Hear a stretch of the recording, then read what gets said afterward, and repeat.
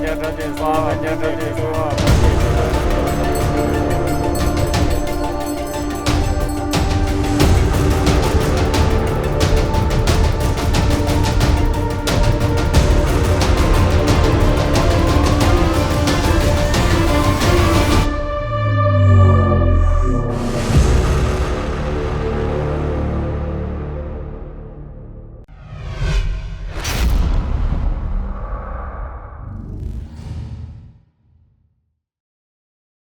Где-то на середине пути в ABC заканчивается цивилизация, начинается настоящее царство гор.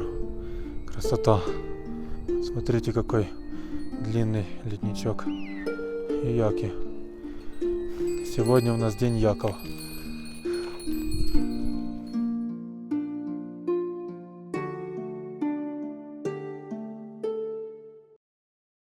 Пришли в ABC, тут знакомые Лакпы напоили нас масала чаем, очень вкусно. Сам по себе переход в принципе не тяжелый и красивый, но 3,5 часа занял. Практически сразу по приходу в Базлах погодка испортилась, затянула облаками, шел небольшой дождик. Будем ставить палатки, думаю, на сегодня это уже последнее видео, сколько же можно уже говорить. 12 сентября, сегодня все участники остались в лагере отдыхать. Я же решил прогуляться куда-то чуть выше 6000. Лагерь находится на 5700, 2 часика похожу, посмотрим, куда дойду. Шерпы же сегодня пошли в первый лагерь занести кислород, палатки, еще какое-то снаряжение и оставить его там. Что еще хочу вам показать, так это вот новый софтшелл от Frama. Я как увидел, какого он цвета, да еще и сидит на мне хорошо. Просто очень сильно захотел взять его с собой на Чиою и попробовать поэкспериментировать с ним здесь. Потому что, честно признаться, раньше я софтшеллы не носил. Все время флис до мембрана. Теперь вот попробую, как он. Ну смотрите, цвет просто офигенен. Фактически наш кулуаровский.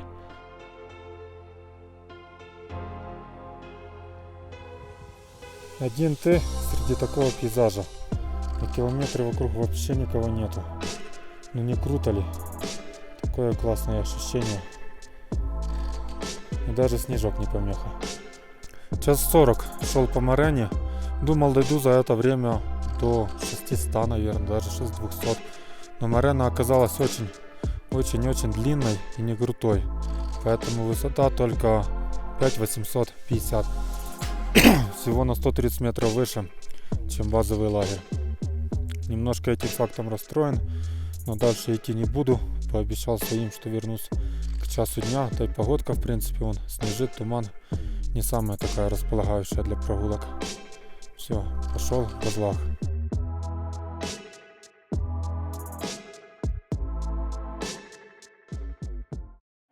13 сентября. Сегодня у нас Пуджа день. Именно после проведения Пуджи, это священный ритуал, когда шерпы просят милостыню у горы пустить их и отпустить. Собственно, именно после нее шерпам и восходителям позволяется подниматься выше первого лагеря. Вот внизу мы оставляем тоже свои вещи. Я оставил кошки, систему с карабинами, кислородную маску, кто-то ботинки ставит, которые хотим, чтобы посветили.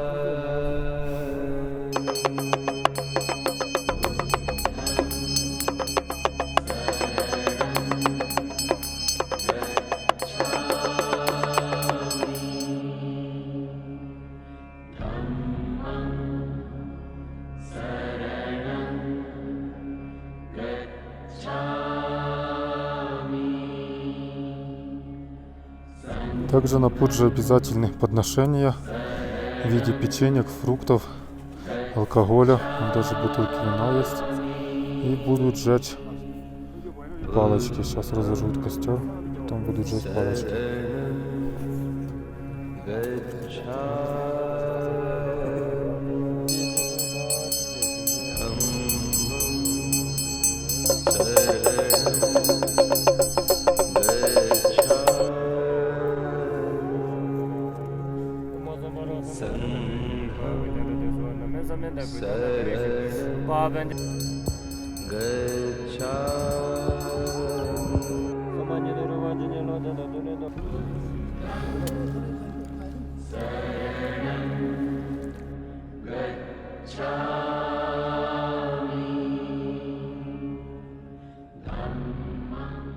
После Пуджи взяли таранечку. Яна, спасибо, что передала. Будем сейчас разбирать и кушать с пивом. Буду показывать иностранцам, что такое наша рыба сушеная. 14 сентября, и сегодня мы должны были выходить вверх, туда вот, к первому лагерю. Ну, по прогнозу погоды, на сегодняшний день как раз передают самые большие снегопады. Если честно, я даже немножко рад тому факту, что сегодня мы никуда не идем, потому что чувствую себя как-то не очень хорошо.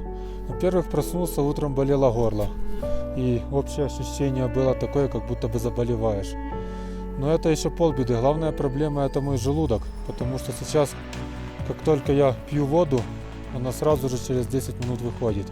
Подробности вдаваться не буду, но это большая проблема для высоты. Это чревато обезваживанием. Ну и вообще это не сильно удобно. Поэтому я даже рад, что мы сегодня здесь тут остаемся. Надеюсь немножко подлечиться. Уже закинулся всякими углями, белыми, черными. Попрошу на ужин и на обед обычный рис простой. Он тоже помогает. А делать так как сегодня нечего, решил показать вам наш лагерь на Чаойо. Пойдемте смотреть. Вылез немножко выше, показать вам общую панораму лагеря. Вот такой вон здесь какие-то неизвестные мне пики, по крайней мере. Вот наши палаточки. Вот впереди снежный, это перевал Нангпала. Он ближайший к нам Чебазару, сюда часто переходят люди, пронося всякую контрабанду, ну типа курточек и прочей ерунды. На самом деле китайцы это не одобряют. Даже бывали случаи, когда отстреливали. Перевал закрыт, ходить по нему нельзя. Хотя, если бы можно было подняться на перевал и уже с перевала идти на Чаойо, с непальской стороны, все было бы намного легче. Сам по себе лагерь большой, вот ледничок. И вот тут в облаках должна возвышаться вершина Чаойо. Она вот где-то вот здесь должна быть. Прям высоко в небе, действительно большая. Первый лагерь нам вот туда куда-то идти завтра.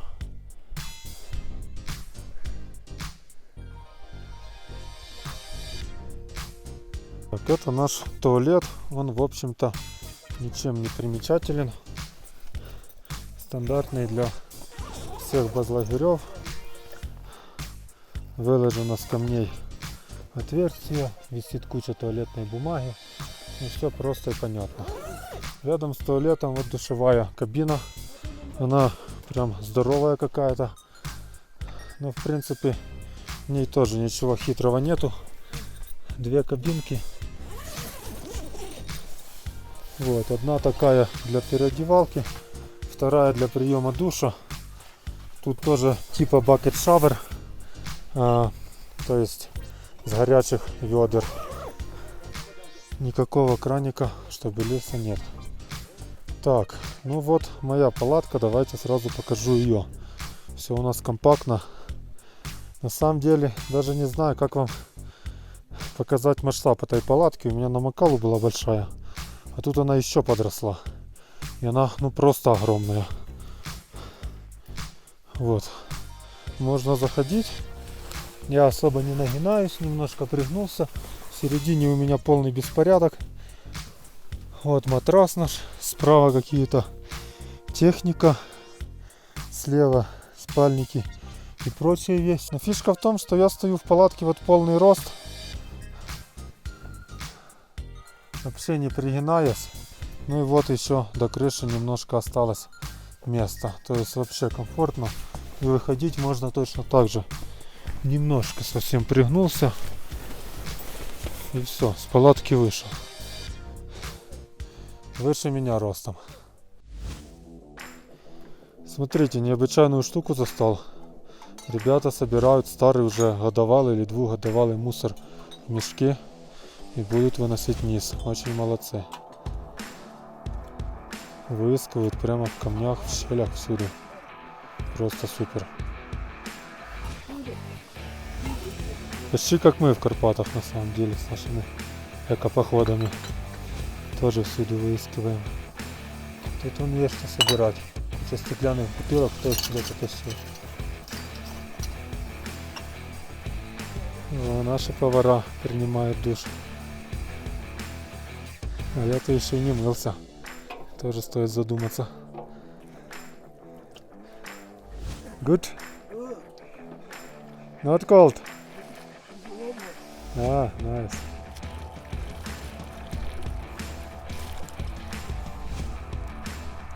Maybe also take shower today. Вот наш dining hall.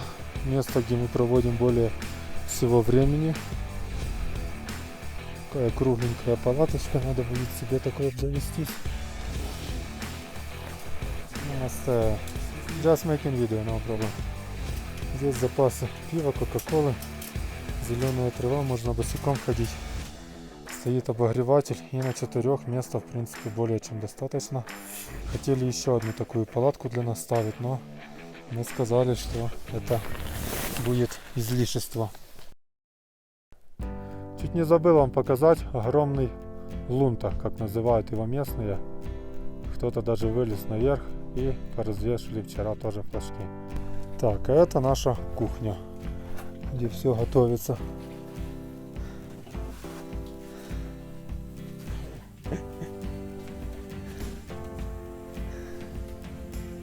Okay, what is it? You. You. True. True. True. True. Si. Si. Yes. Okay. What is it? Line? Takpa. Line is changing. This For this line. Okay. That change. looks like Окей. Только что выменял свой софтшелл на Yes. камень З нашего ламы.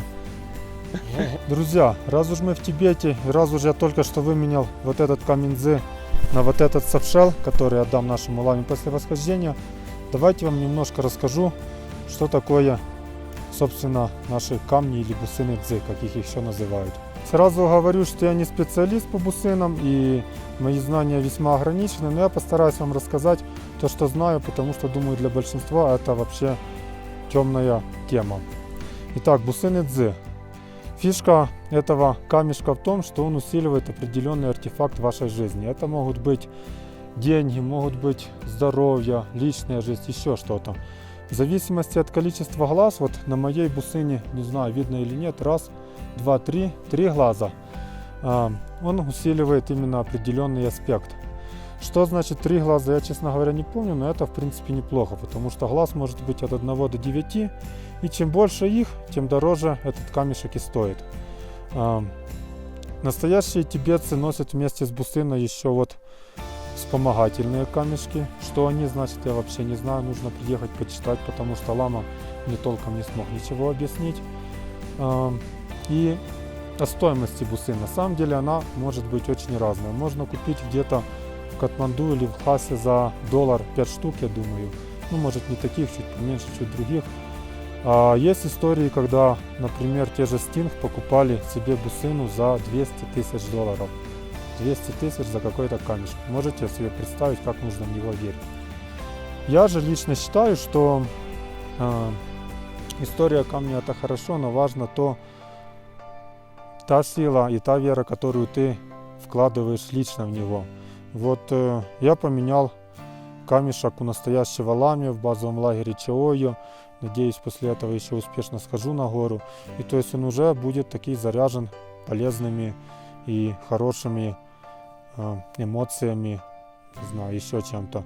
И поэтому я считаю, что такой вот камешек, пускай на самом деле он, я думаю, стоит там не больше $10 вот этот камень. Но за те обстоятельства, в которых я получил, я поменял его в ламы, а не купил где-то в Катманду, можно немножко и переплатить, и отдать вот этот классный, красивый софтшелл. Вот такая краткая история про бусину. Кстати, прикольный факт, что вот нас 4 участника на Чаойо, и каждый из них носит бусину Дзи, кроме меня до этого момента. Теперь и я буду. 16 сентября, и мы наконец-то вышли на гору с целью переночевать в первом лагере. Вчера 15 я даже ничего не снимал, мы просто ждали, пока выдвинется на ту же самую гору Fixing Rope Team. Это ребята, которые провешивают перила. Они тоже выдвигаются сегодня, ночуют в первом, завтра открывают второй лагерь. Зачем ждали? Потому что много грузов, конечно, и уже завтра желательно закинуть большую их часть в во второй лагерь, чтобы потом во время штурмового выхода нести поменьше. Вот такие вот дела. Дорожка красивая, тепло, но не жарко.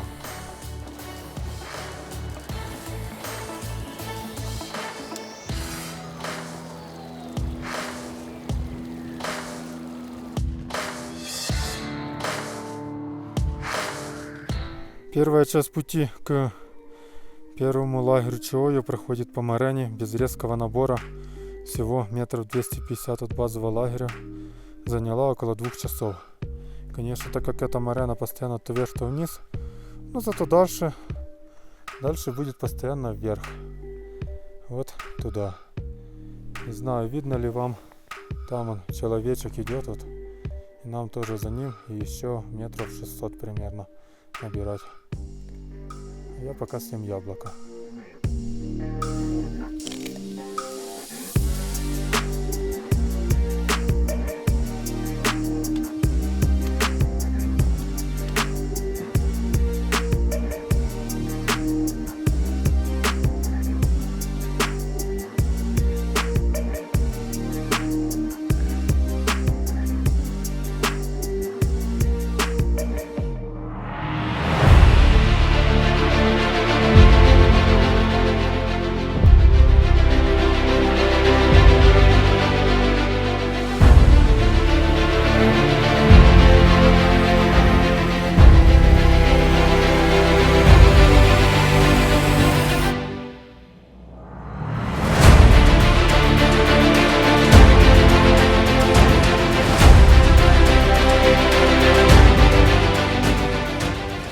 Вот и в первом лагере, высота 6420, очень довольный. Последних метров 30 было так немножко напряжно, но в принципе переход дался легко. 2 часа по морене я уже показывал, и еще 2 часа крутого набора, 400 с чем-то метров.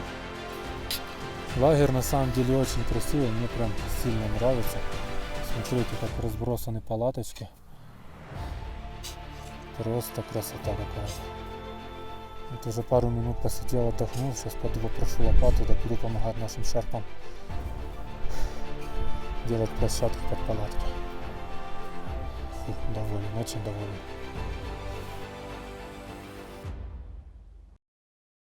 Минут за 25-30 выстрелил вот такое место под нашу палаточку. Будет с Mountain View. Очень красиво. Уже пришли. Остальные шерпы одеваются, переобуваются. Ноги все мокрые, конечно. А он в этих кроссовочках топтал. Но пока солнце нормально. Сейчас поставим палатку, тогда можно будет уже переобуваться.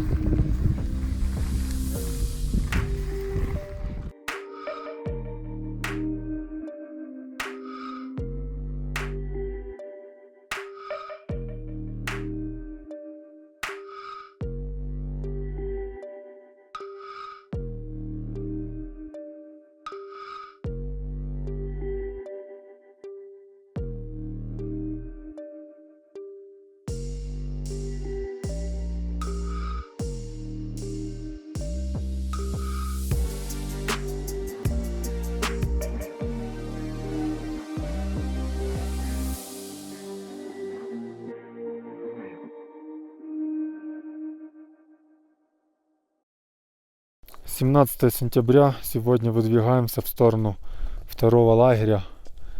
Погода немножко ветреная, вон видно флаги сдувает. Второй лагерь где-то там находится. Вчера шлось очень хорошо, посмотрим, как будет сегодня. Вот наши первые вышли.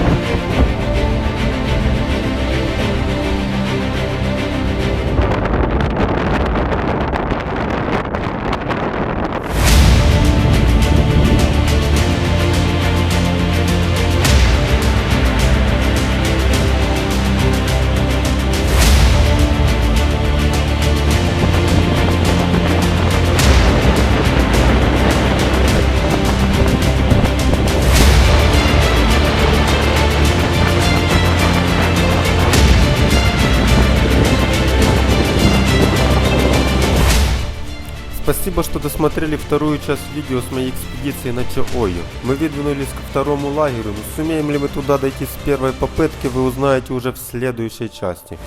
Также вас ждет знакомство с невероятным нимсом Даи, который сумел зайти на все 14 восьмитысячников всего за каких-то 6 месяцев и 6 дней. Ну и конечно, как вишенка на торте, это штурм вершины. Друзья, с вас подписочка, коммент, лайки, рекомендации, а с меня еще больше видео. До встречи!